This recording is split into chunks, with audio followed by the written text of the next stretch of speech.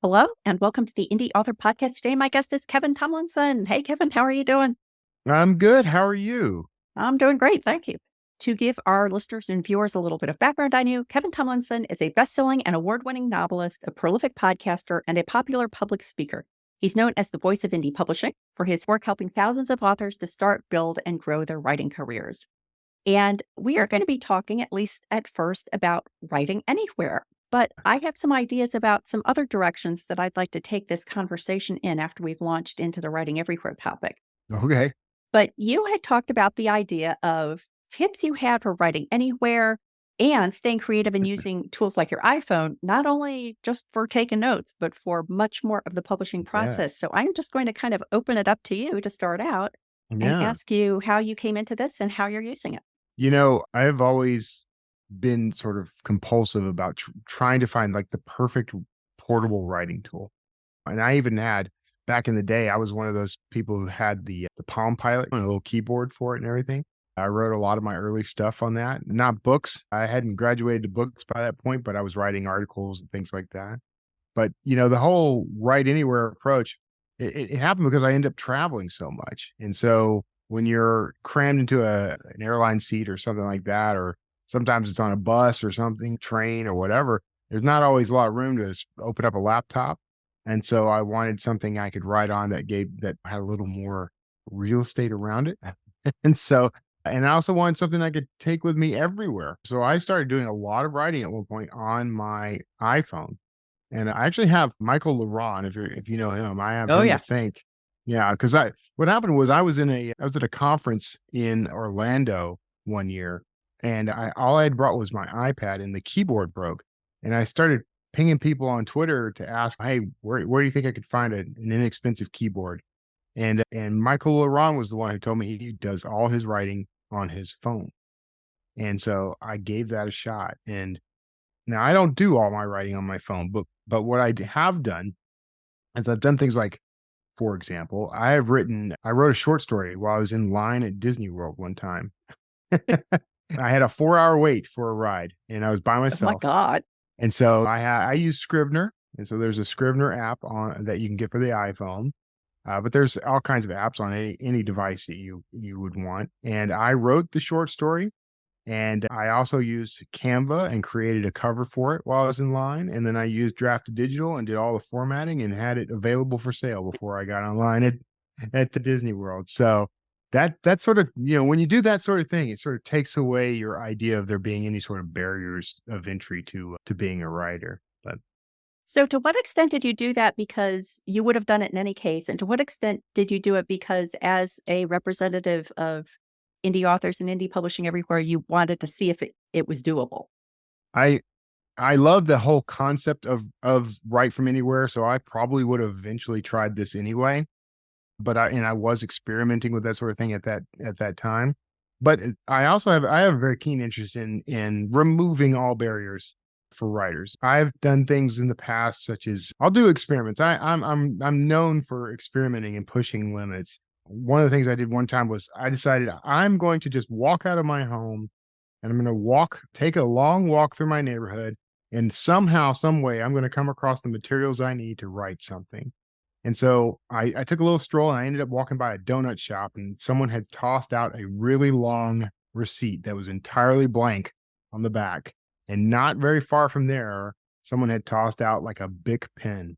And so I just took those items and sat down and started writing, and wrote a blog post. I had to transcribe, but I mean, I wrote a blog post about that very idea and that very concept. So these are things that they're kind of woven into me. I have a variety of devices. Of course, I have a laptop. I rarely take the laptop out of my office now, though, because I do a lot of writing on the iPad, and I do a great deal of writing still on my iPhone, and not just using my thumbs. I mean, I do use my thumbs. I have written at least 3 novels on my iPhone using only my thumbs. And I see the cringe, okay? Oh, So I know that sounds like I'm going to have carpal tunnel at the end, but actually, what I discovered was it was sort of liberating to do it because I had this, I don't know, it shifted my brain a little, right? And I mean, I eventually took that same document and I edited on my laptop later, but just having that ability, like I remember laying back on the sofa in our living room and doing some writing for a couple hours on the phone. I remember being in coffee shops, being in grocery store lines. I was able to just kind of anywhere I was, and anytime had a little time or I suddenly got an inspiration, I could chunk out a bunch of the book, and it just worked. I did that for 3 novels. I did clean them up and edit them on a computer, but they weren't actually too bad. Autocorrect is a killer, by the way. It likes to mess with me. But once I kinda got into the groove of it, it wasn't too bad. I mean, I knew what the common mistakes were gonna be, so I knew what to look out for at that point. But yeah, but I also I keep a keyboard. So in my vehicle, in the glove box, is a Bluetooth keyboard, and it's specifically there. It's paired to my iPhone, so that if I happen to be out and about and I didn't bring my iPad or my laptop with me, I could pull in anywhere. And I have a little stand on the back of my iPhone. In fact, I have a little ring stand on the back of my iPhone. I also, for a while, I had a wallet that had a little magnet thing on it that could serve as a stand. But I can set that phone up either in whatever orientation I prefer, and I can take out that keyboard and open up Scrivener or Word or Google Docs or whatever it is that people prefer to write in and just get going. And it's very it's very liberating to know that you have that. And of course, there are people who just can't stand the idea of that small screen. But I mean, I found when I'm looking at my laptop screen and I'm actually writing, the screen real estate isn't that much bigger by the time you factor everything else in. And I mean, some people go full screen and they focus mode and all that, but I generally have like one window over here that's got like some reference material, and this window's got I unfortunately will sometimes keep like text messages or Twitter or something open. Shouldn't, but I do. But you can adapt. There are a lot of people writing on these mobile devices like the Free Writer, something like that, that have Yeah. those small screens. Like the Alpha Smart is a real popular one, and they design those things for focus writing. Well, you could do the same thing on your phone. Honestly, put Yeah. it on Do Not Disturb. Open up your document, make that document full screen on your phone. There's plenty. You can make the text as big as you need it. But yeah, I mean, it's just I don't know. There's a million ways to do this, and I have explored a lot of them. I just love it. Well, I had a question. I want to play devil's advocate for a moment Mhm. because you had said you had created a cover for and published a short story while you were waiting for a ride at Disney World. Yeah, So that is by definition self-publishing. Like clearly nobody had a hand in that other than you.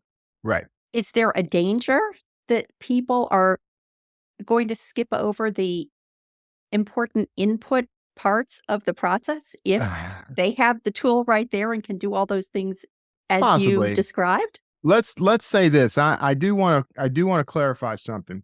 I took that book down because it was going to need editing. So I did eventually edit that, and it's now currently the free book offer on my website. So anyone who gets that free book when they sign up on my newsletter is reading a book I wrote in line at Disney World. But the here's the thing: I'm just going to assume some things you can clarify because I don't know what you mean by the input stuff. But or well, let me just ask you that. Like, what do you mean by that? Well, editors, beta readers, a Okay, cover designer, right. a Yeah. professional cover designer like that. Yeah, I think yes. So I'm very much in the indie author space right now, and everything I do is geared towards helping people like start and grow and succeed in this business as indie publishers.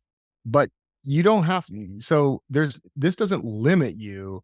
This is just the means of production. This isn't like the entire process. I did what I did as a means of showing that it could be done, that there really isn't anything between us and publishing.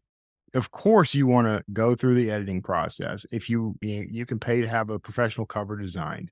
Some people don't have the budget for that though, so they end up using something like Canva or Fiverr or something.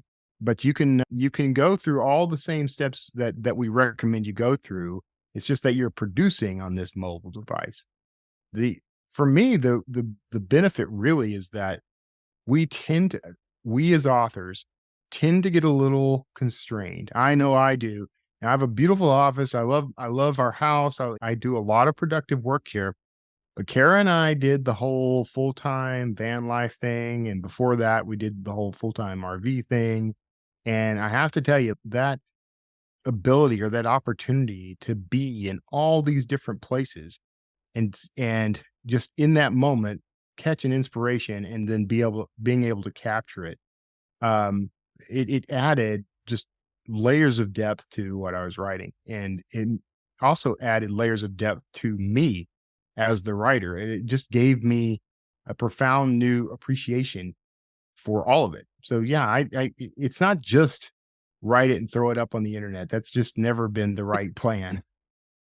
But it is I wanna make it clear though that what it means, what all this means is that you're not limited in any way. The people who've dreamt of writing, I think a lot of us when I started, I was the same way. A lot of us have this vision of what it means to be a writer. And if you're if you write by hand, that probably involves you sitting in a cozy little nook somewhere with a notebook on your lap and a cup of tea or something and scribbling your book away, and it's just a profoundly perfect setting. I haven't met anybody yet who's gotten to do that for more than maybe 10 minutes at a time before the kids or the dogs or somebody rings the doorbell or something interrupts that experience. The thing about getting your into the mindset of writing anywhere means that you are prepared to write around life and allow life to happen. As Stephen King says, you write with the door open. That's the essence of this is learn how to write in these blank spaces in the world where that's because that's where you make the most profound observations about the world. And we're in the business of noticing profound things and then expressing profound things. That's what we're here for. The world needs us for that. So this whole thing is a mindset. Doesn't mean you have to do it all the time. I don't make a point of like, okay, it's time for me to do some writing. I'm gonna grab my iPhone and I'm gonna go stand in line somewhere. I write from my office. I carry my laptop or my iPad with me somewhere. I make time and space for that. I just I like always being prepared to do some writing. Well, I think that that is not only a really good nuance to expand on, but also a nice lead into what we're eventually going to get to with my other set of questions. But it is a fine distinction between being able to be out in the world and grabbing Yeah. those moments and saying, I just had this epiphany, I just had this interesting observation, and I want to capture it. And the possible result of that, which is I'm standing in line at the grocery store, I better be writing. Oh You yeah. know, where you have the ability to fill up all your time with writing, Yeah. and Yeah. so Yeah. you feel required to fill up all your time with writing, and in fact, I mean, to as a segue into the other thing I wanted to talk about, which I think is related to mindset, is from a funny thing happened while living in a van, Yeah. a blog post that I think was published a couple of years ago, but I think you recently republished. Yeah. Yeah. And and I had pulled out a couple of quotes, one of which was, I needed to figure out how to get it done without the cost being my own sense of peace. And I think Yeah. that's what I'm thinking of here. Do you Yeah. jeopardize your sense of peace by knowing that you can do this all the time anywhere? You should realize all writers should realize that writing it's a pouring out, right? Like think of it like a watering can for your the flowers of life. You are sustaining art in the world. You're sustaining beauty in the world by pouring yourself out into it. And that by necessity means you got to refill that water can at some point. And you do that I'm a big fan of Write Anywhere, but I'm also a big fan of just taking a moment to take in where I am. I have a weird fascination with grocery stores. I don't know why this is, but I have they're my safe space. Okay, so when I'm feeling stressed out and feeling anxious and feeling like I'm all alone and I got no one to turn to or whatever, I will go to the grocery store and wander the aisles with no intentions, no shopping list, no anything, listening to the cheesy overhead music and sometimes singing along with that and dodging people in the aisles. And there's just something about that experience and being in that moment that is refilling for me. Like it helps fill me back up. And then I go to bookstores and I like to browse bookstores. I like browsing titles more than I like reading the book sometimes. And so I'll read titles and look at covers and read the blurbs on the back, and then I get filled up. And I like going for walks in beautiful spots. I love taking hikes. Actually, I like walking in people's neighborhoods. There's a good chance that if I'm in your area, I may walk through your neighborhood just to take in because there's something about everyday life that I find refreshing and comforting. These are the things that work for me, and other people, it may be something else for you. Painting, maybe you might like walks, you might like travel and hiking and that sort of thing. You might like going to the movies or something. But these activities are meant to refill that watering can so that we can pour it back out again when we're creating. I don't think I would probably for a time was the guy who said, if you want to do this, you need to learn how to tough it out and write everywhere all the time. I'm not that guy anymore. I recognize now that's not good for us. It's not good for our sanity, and it's not good for the work, which means it's not good for the audience. If you're constantly pouring yourself out into this and you're never replenishing, your work starts to sound hollow and it starts to feel paper like, and but it doesn't hold up.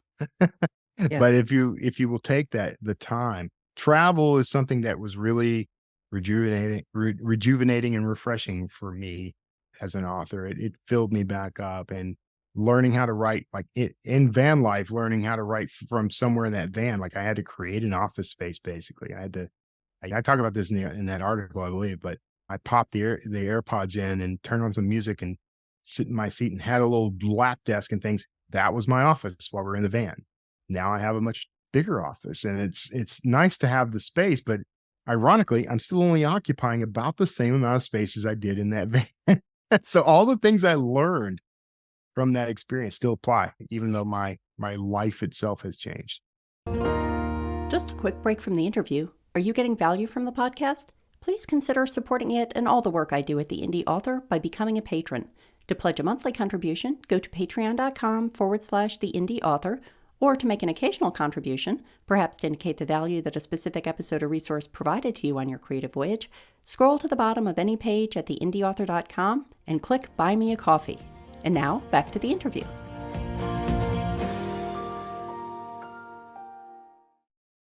Well, there was another quote from that article that I think is similar, sort of expands on what you're just saying, which is, I backed off my persistent drive toward rapid publishing. That way lies madness.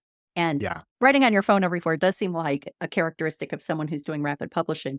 Can yeah. you talk a little bit about the that way lies madness part of I it? mean, it very much was that for the first few years that I was doing that. If this idea, I don't know, there was a time there was a time when rapid release, and maybe it still is in a way, but rapid release was sort of the way you build a writing career in our industry, in the indie publishing industry. But what it led to was a constant track before the train idea, and like constantly trying to stay ahead of it, trying to always writing and never taking a break from it. And as much as I do love writing, and as my wife puts it, it's the air I breathe. It's how I keep myself from exploding or imploding. There's just times where it becomes a burden, because if I'm only writing because I just got to get the next book out, I may not be telling a story that's worthwhile to me, and I'm not putting the right sort of mental power into it, the right sort of mental attitude and mental health into it. That translates on the page. Unfortunately, or fortunately, I don't know, these days. So there's people using things like AI to generate like an entire book in 30 seconds or something. Yeah. And at Draft to Digital, like this is something we're seeing, like we're catching a lot of really bad books that are clearly just someone typed a random prompt into Chat GPT, and whatever it spit out, they used as a book. And so usually it's like an outline instead of an actual book. They'll have like chapter one, and it'll be like a bunch of bullet points. But Yikes. yeah, that's what that's done though, is it's turned rapid release into less of an advantage and more of a disadvantage, because all these people are rapid releasing now and putting out a lot of garbage. And even the books that come across as actual books aren't usually that great. And so I think readers are going to start associating rapid release with very low quality. Some of them already do, but I think they're going to start associating with, this guy put out 10 books this month. They must all be AI trash.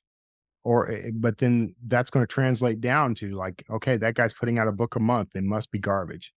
And Yeah. that's unfair to a lot of these writers. I was a writer, and I know a lot of other writers who were pretty good at knocking out a very good book in 15 days, 30 days. I even did one in 1 day. I have a 60,000 word novel called Evergreen that I wrote in about an 18-hour period, Oh my God. sitting in a hotel bar in Manhattan on a snowy, drizzly Thanksgiving week. And that book has consistently been a crowd pleaser, a favorite. I burnt out on that. I couldn't do it again if I wanted to. Doing a book in a day was just too much, right? Yeah.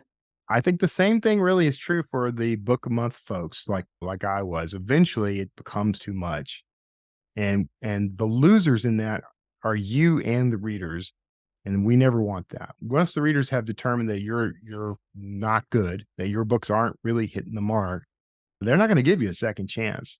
You know, so Yeah. even if you change your approach later, it's unlikely that you're going to recapture that same audience. So these days, I've started slowing down a great deal. This year, I've really slowed down this year. I've released one book this year so far. It was kind of the year. It's like I'm kind of taking a gap year in a way, and I want to see, like, is it possible to maintain my career by slowing down?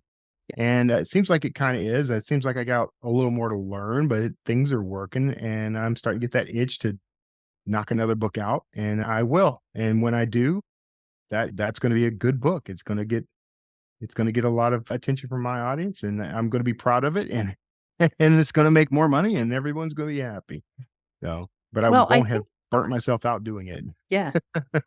I think that that example of the book, and I wish I could remember all the details, but the snowy Thanksgiving in a bar in New York, or Yeah. refresh my memory, whenever that Yeah, was. I thought close that to enough. me is the perfect scenario for having the ability, but Yeah, not the enforcement of writing everywhere, because you can yeah, imagine you could wander into the bar yeah. and you're not even thinking about writing, and it's so atmospheric, or the people are so interesting, or it's Yes. so deserted, or whatever it might be, and you think, "Oh, this is it," and you don't even have to wait until you get home to Right. capture that, which I think is a beautiful part And of the yeah, writing and that everywhere. really is that's it. That's it in a very nice nutshell, actually, because it's not about constant productivity. I think we are addicted to productivity as a culture. We think that we have to be productive all the time Yeah. in order to succeed. I don't think so. I'm also not advocating that you should always be waiting for inspiration to write. I think there is a discipline to this business. You should be writing. I still write every day, even though I haven't released a new book. I mean, I'm still writing every single day. And that's for me. That's to keep my edges sharp and to keep my mind on track. But, that idea of constant productivity is a killer. I think ultimately you're just not gonna live up. But the ability to write from anywhere means that if an inspiration does strike, inspiration isn't the bad guy. It's not the enemy. Inspiration is as welcome for the seasoned professional disciplined writer as it is for the novice just trying to knock out their first book in a coffee shop somewhere. Having that ability to, at the very least, put some sentences down, put an idea down, write a scene. I mean, just having the ability to do that and being willing to do that, you're gonna just find yourself expanding exponentially on your ability to write good writing, to create good writing, capturing someone's dialogue in the moment, capturing a scene. You were inspired by someone paying for someone else's coffee, and now you want to write a short story. You don't have to do the whole thing standing in line at Starbucks, but you could get it started while you're waiting for that your venti latte, and then once you've got that, write a few more sentences and get in your car and go to work if that's what you got to do. But it's the ability to do it and the willingness to do it that's going to change everything about your writing career. And the other thing that I think is interesting that I hadn't thought about before is that having your phone be what you're using to write on also opens up the ability to snap a picture of the bar, or Capture the turn environment. on the voice recorder for a moment Yeah, or two to capture some ambient noises. And not yeah, that you can't do that if you're writing somewhere else, but the fact that it's all right there and it's all kind of yeah. linked together by your device is kind of an intriguing idea. One of the things that saved my sanity during the lockdowns and the pandemic was that on YouTube you can find ambient cafe noise. They actually have YouTube tracks of coffee shops and restaurants and you name it, with people like chattering and dishes banging against each other and people espresso machines going. And you can play that stuff, and some of them have music tracks embedded with them. You can play that stuff.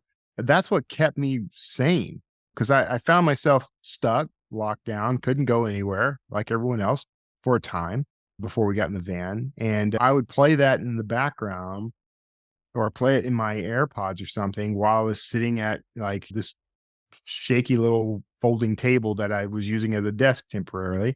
And it changed my attitude towards what I was writing. It got me out of that space.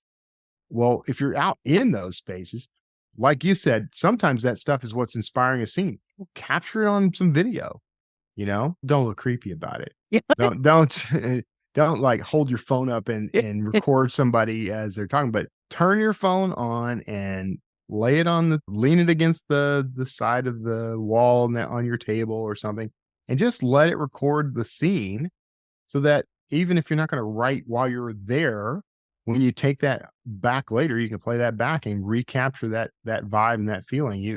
You want to describe this scene in your book, then you've got it. You've captured it. Same with photos.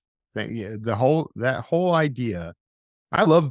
I'm obsessed with the iPhone as a creation tool, because you can't. Man, I remember I used to have a video production business, and I would have to rent cameras to shoot HD footage. We would do these documentaries about historic aircraft, and we'd go up Oh, flying in nice. these planes. And we had this camera that was almost as big as I am that cost like $1.5 million, and I had to pay a rental fee on that plus insurance and everything. And I couldn't do things like, we needed a shot in this like plexiglass nose cone of a B-25 bomber, and I remember having to crawl my way in there inch by inch with this camera and hold it and just cramp myself up to get this footage. And now I could do that and get footage 10 times better by just crawling in there with my iPhone. Yeah. So it just shows you, like, the iPhone, the Android phones, all these smartphones, they're this incredible technology that we just completely take for granted. But you can create anything on these things. And for authors, it's so much more than just the writing. I mean, I carry now with me basically a jukebox full of any song I want. If I need to do research, I can pop on YouTube and watch videos. I can go and check out blog posts. I can communicate with other authors and ask questions and communicate with experts and clarify things, and then just do the writing. I can pop my thumbs onto the screen and get it done. If I got nothing else, I've got everything I need to create. Well, there was one last quote I wanted to share, which I realize in the Okay. context of your "A Funny Thing Happened While Living in a Van" article is I'm taking a bit out of context. This isn't probably what you meant, but the quote was, "You can never be sure that the resource you have today will be available tomorrow." And what I thought of is you can never be sure that that ambient noise or the glimpse you get of something or whatever that is that's providing inspiration is going to be available to you mentally when you're away Right. from it. And so capturing those things with your phone can make sure that that resource is available tomorrow. And don't discount capturing it in words, though. I wanna emphasize that, because it is great to have video and audio and that sort of thing, and that does help you snap back into a scene. But it's important as writers that we make the effort to capture moments in writing and notice things and find new ways to describe things. We're used to cliches. Cliches work, but and sometimes you can get a little out of hand when you're trying to describe something and avoid cliches. But if you at least spend the time just and do it in mundane places. I'm a big fan of mundane places like grocery stores, right? Like, just how about go to the grocery store, stand in the fruit and vegetable section, and write a paragraph describing the experience. Even if it's boring you to tears, tell us why it's so boring. And just do that from time to time. If you don't do any other portable writing, do that, because what happens is, it's one thing if I were to sit back now.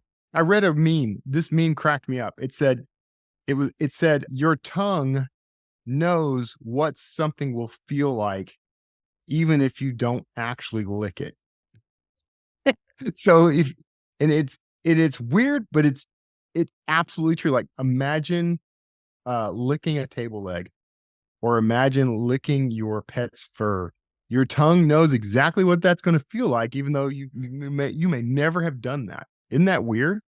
But It is. if you're standing in a space, like if I'm sitting at home and I say, I want to write about a grocery store, and I start writing about the fruit and vegetable section of a grocery store, my mind knows what that looks like. I can probably dredge up some smells.